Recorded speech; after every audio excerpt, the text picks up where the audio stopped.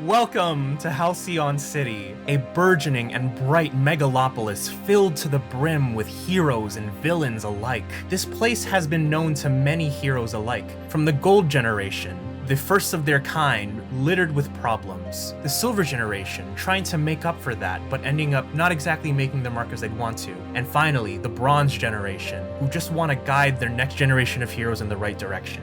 We descend on a new batch of heroes, the New Generation, trying to figure out their crazy way in this world and trying to make their mark. But unfortunately, everybody wears masks, and the masks we wear sometimes may not be the one we want to. But with enough work, we can fight to make people see the real selves.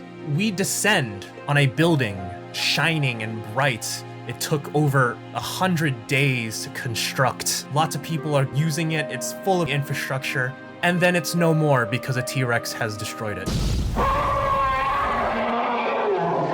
We're gonna go down the line. I'm gonna ask you guys to tell me what your character's name is and what they look like, and then what they do in the story. This T-Rex crashes its tail into the building, sending rubble and debris everywhere. There's several civilians fleeing and some people about to be shoved under rubble. First up, Eleazar, would you please like to tell us who your character is, what they look like, and what they're gonna do first? My name is Anina, and I have long red hair, golden skin with weird pupils. And the first thing I do is I transform my arm into a giant metallic net to catch the rubble. This will be directly engage a threat. So go ahead and roll me 2d6 and add your danger, please. Danger. I get a 3. For what?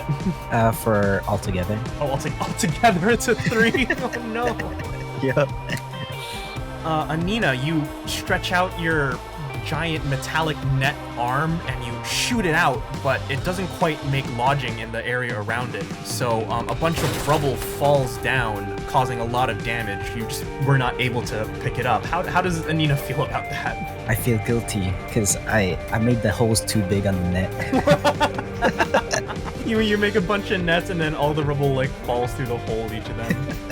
Next up, Jean, would you please go ahead and tell me who your character is, what they look like, and what they're gonna do in regards to the dinosaur? Alright, my hero name is the Slynix, and I look like a typical Asian American teenager. I usually wear black tech wear. My eyes are brown, but whenever I use my abilities, my eyes turn black and glowing yellow. What I want to do, create a huge illusion of T-Rex heading towards him. And I believe you have, are you watching closely? Which is when you attempt to mislead. Go ahead and roll me plus superior, please. Yeah, good number. Okay, that is a 7. 7 exactly, perfect. That is a hit. Feel free to pick 2 of those bullet points in your character playbook. I would want to confuse them and also pose a weakness. So you're going to confuse them and expose a weakness. As you send out a huge illusion of this dinosaur tackling the current T-Rex, the dinosaur looks very confused as... What dinosaur did you send out, by the way, against the T-Rex? A bigger T-Rex. A bigger T-Rex, okay. He's confused because the T-Rex doesn't know how to deal with it. He thought he was extinct, but apparently not. The weakness is that this T-Rex, while it does a lot of damage, of course T-Rexes have short arms, and the joke is that they have like really tiny brains, and you think that that might apply here. All right, and then last but not least, Brittney, could you please tell us your character's name, what they look like, and what they would like to do in regards to the situation? Off on the side is a little boy named Carter Randolph. He looks sick. He has black hair and gray skin. His eyes are all sunken, and his whites in his eyes are dark black. So he's gonna try and pick up some of the rubble with his big ol' tentacle thingies, tendrils. You're gonna and chuck them at the dinosaur. You're gonna chuck it. Okay, perfect. This will be directly engage a threat. So go ahead and roll me plus danger, please. 6. 6 is a miss, I'm afraid. Using your tendrils, you pick up a huge chunk of rubble and you yeet it at the T-Rex. But the T-Rex, confused by the illusion, darts back a little bit and the rubble just hits more of the building and more rubble's about to fall. And it's actually gonna fall on some civilians. How does the Elder feel right now? He's panicking. He's like, no, no, no. Oh no, poor thing. Alright, let's go back to Sunshifter. The T-Rex is temporarily confused, as well as there's some rubble that's about to fall on civilians. What would you like to do? I want to turn my hands into tendrils and grab all the civilians out of the way. This will be defend someone. You're gonna roll me plus savior, please. Okay. Oh, I get a 5. Oh no.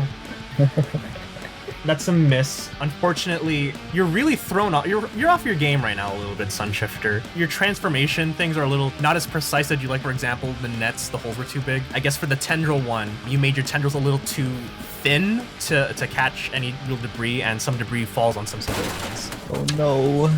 You still have 4 conditions left, Sunshifter, so no need to be worried. Next up, let's go back to the Slynix. What would you like to do? There's still the dinosaur, and then there are, unfortunately, some civilians who have been crushed. Whoops. Are they dead? Nope. They're just stuck, right? Yes. I look at the dinosaur. I create my ballista. Then I aim it towards their mouth. This will be directly engage a threat, so go ahead and roll me plus danger, please. Alright. Give me a good one, please. Guess what? What? Nat 12. Ooh. But nat 12? Perfect. 1 is 13.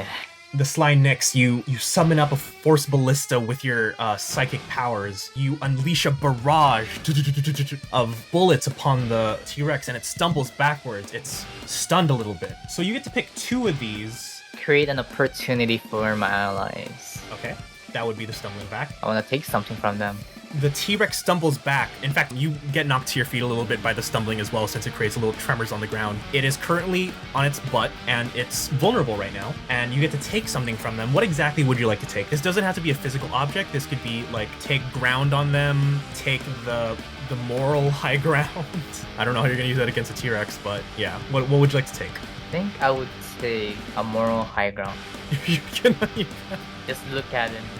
gonna take the more. The T-Rex looks so ashamed right now. Why are you doing this? I laugh at him. Reflect Call on yourself your a actions. monster. And then finally, Elder, please tell me, what would you like to do at the moment? The T-Rex is currently vulnerable. Well, I'd like to go and help the people that are stuck under the Of rubble. course, of course. I'm gonna say this is defend something or someone, so go ahead and roll me plus savior. 6. That is enough. That's Please. enough. A 6 is a miss, I'm afraid. No.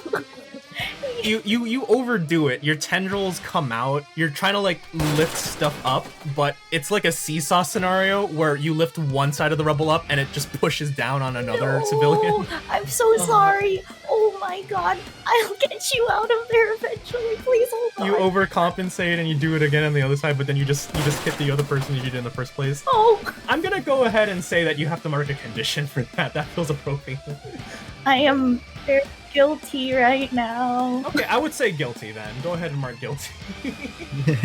There is a big timer in the sky, and you see it count down 0:05, and then 4, 3, 2, 1. The lights around you go red, and the T-Rex, as well as the environment around you, starts to depixelate, and you are back on the holograph room that you were before. You see a man with a clipboard walk up, and he's like, well, and he reads the clipboard, he like squints. Outcasts, that was a wonderful attempt. I'm gonna go ahead and get you to the assessment room. Follow me real quick. We zoom out and we realize that we are at the current auditioning process for the Coalition of Superhero Teams, which is a sort of union-like thing where they test out new superhero teams since a lot of superheroes are coming up, young up-and-coming starters in the new generation. You look around at all these superhero teenager teams and they're like, yeah, we did it. And then you look at the screens around you on the replay system, and then you see that these guys were able to like punch the T-Rex or send him to the sun. They were able to save all the civilians. You see one superhero, he picked up a baby, gave it a lollipop, and then gave it back to his mom safely. And yeah, there's just a lot of celebration going around. I'm gonna go ahead and ask one by one what happens as you all sit down in the waiting area to go and meet this proctor. Sunshifter, how do you feel about your performance?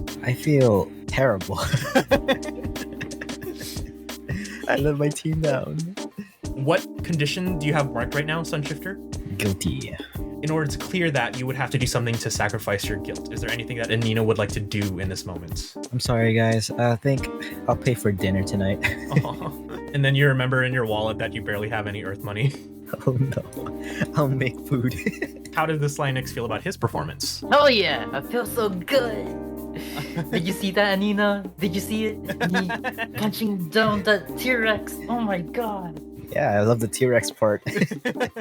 So the Slynix obviously did amazing with a hit and then a perfect hit. You don't notice this, but you do feel like there's a little bit of a dissonance between how your team is feeling right now. Maybe there could have been a little more teamwork on your end. The Elder, how does the Elder feel about his performance? His lip is quivering, and his third eye is tearing up. You did really good, Nyx.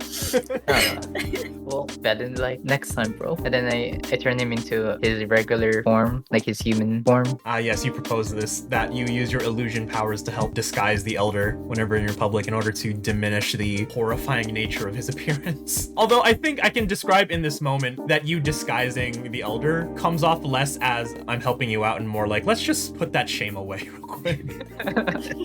What condition does the Elder have marked right now? I am also quite guilty right now. Would you like to try to do anything to perhaps clear yourself of that condition? Don't worry, guys. I'll help us train so much. I'll do all our homework. I don't know. And then as you say, I'll help you do your homework, you slam your fist down on your palm, like I got resolve, and then that accidentally unleashes a tendril and it breaks a vase in the corner. Go ahead, Sunshifter and Elder, you can clear guilty. You guys have this little pep talk team rally in the waiting room. The Outcasts are called into the room. As you walk in, it's this giant foreboding, everything is made of like mahogany wood, and you see a picture of this woman with her hair in a frazzled, tight, up high gray bun, her nose upturned tight, and she does one of those villain turn things in a chair where she turns around and faces you all.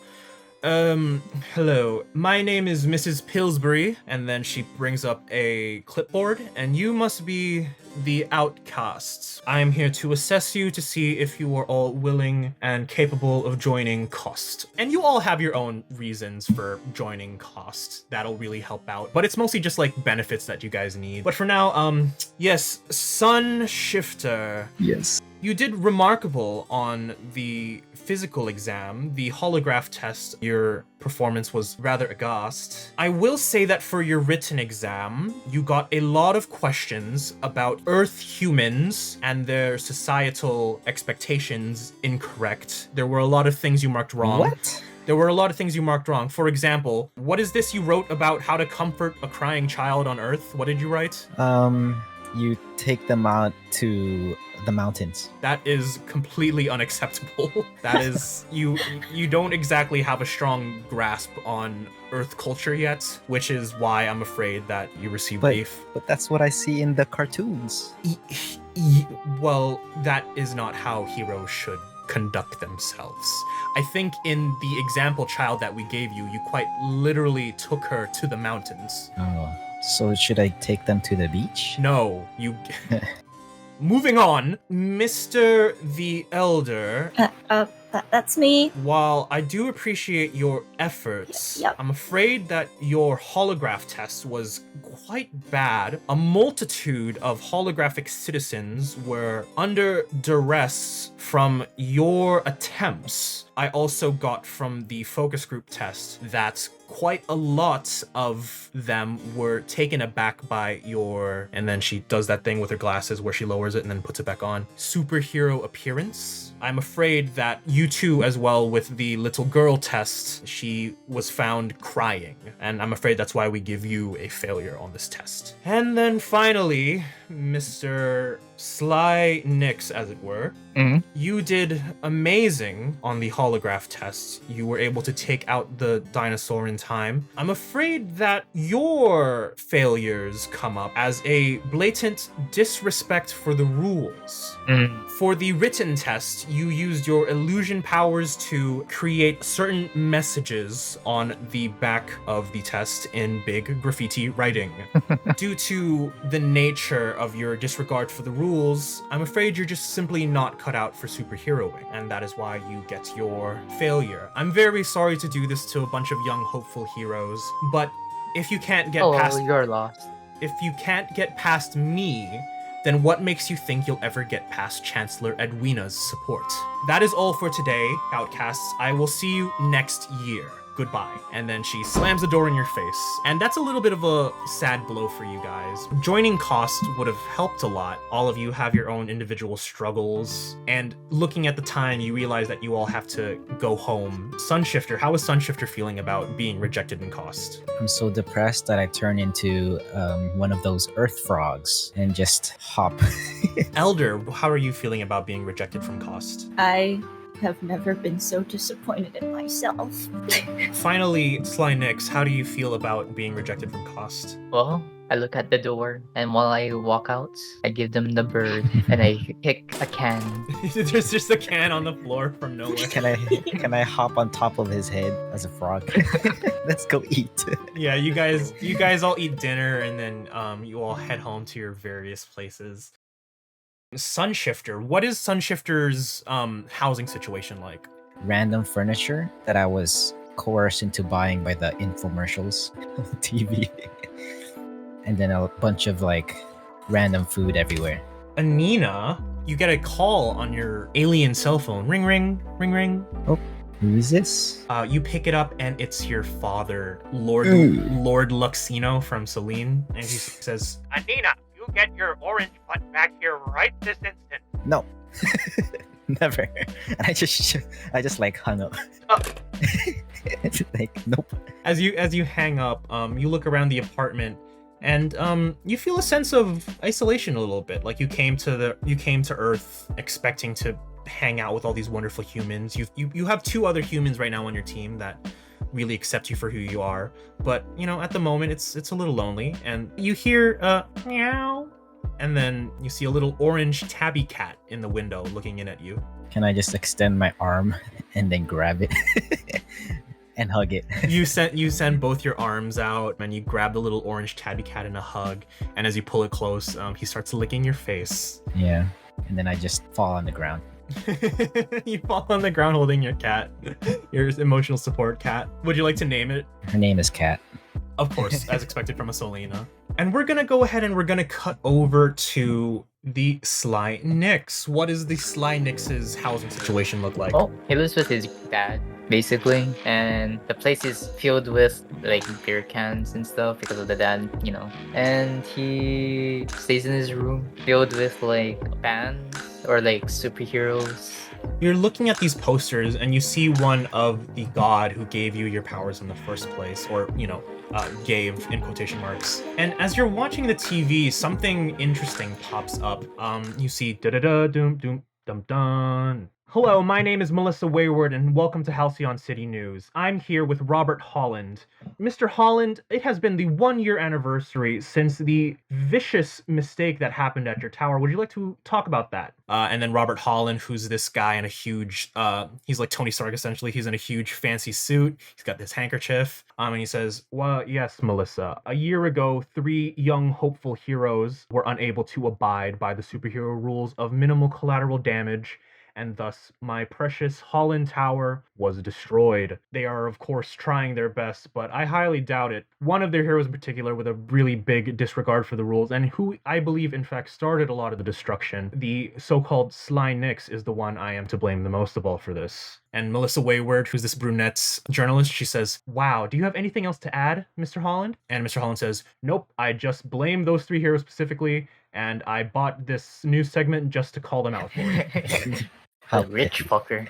Melissa Wayward says, well, you heard it here, folks. This has been Halcyon City News, signing off. You get a notification on your phone. You're actually volunteering this morning for the old folks retirement home. You promised you'd volunteer to help out. Fine. We smash cut to the old folks retirement home. It's literally called Old Folks Retirement Home. And you've been assigned one Mrs. Reynolds. She has the half-crescent glasses. And she says, oh, why, you look like a lovely young man. Why, thank you. How are you today, young man? Well, pretty angry. Why is a lovely young man like you so angry? Well, I've done some questionable things, I guess. I kind of destroyed a property of sort. Oh, did you now? Yeah. Well, I was also a rebel in my day, Mrs. Reynolds says. But listen, maybe you would like to play some chess with me. If a lovely man like you is volunteering to give some time to an old bat like me, they can't do any wrong in my opinion. And then she busts out her chess set. I'm not good with chess. So yeah, you're moving the pieces, and then we zoom out, and then we cut over to the elder. The elder, you're living with your father, Dr. Paul Randolph, and you're currently sitting on one of those inspection beds. It has the crinkly paper at the doctor's, you know what I'm talking about? I hate the crinkly paper. Your dad, Dr. Paul Randolph, is like, all right, here's your pills for today. Were you able to test the limits of your powers, elder? Not the limit. You picked the Elder as a superhero name, but that's because it's the ancient power that powers you. Your dad, Dr. Randolph, he doesn't call you the Elder because it's the superhero name you picked, but rather it's because he's pretty much just speaking to the Elder power inside of you. So go ahead and take a deep breath, and then he prepares a needle to inject into your skin, and he injects it into you. And he's just running these tests, and then Dr. Paul Randolph's a co-worker, Dr. Nina Akiyama, she walks up into you and says, "Hey, how are you doing, Carter? How did the cost audition go yesterday?" Not good. I'm picking at the crinkly paper. Oh no. Oh, I kind of failed. that's hard to hear, buddy. Hey, and then she pats your head. You'll get him next time, okay? That's a whole year from now. Hey, just keep your head up high, okay, buddy? He kind of lifts his head a little bit. There's my guy. So even though you're not part of Cost, you're still able to take on various odd job villains every now and then. And we're going to go ahead and just jump right into another scenario where you're fighting the dreaded hashtag. He's a new generation villain, and the H in hashtag is spelled with a hashtag. So it's hashtag. And basically right now what he's doing is he's going around and he's turning people's phones into little mechanical robots to do his bidding. And right now he is attacking the local mall. And we cut to the Outcasts. They arrive on the scene, they run through the crowd, and they're ready to fight. Can the Outcasts save the day? Will they find a way into Cost? Is it really possible to shed your mask? Find out next time on The Masks We Wear.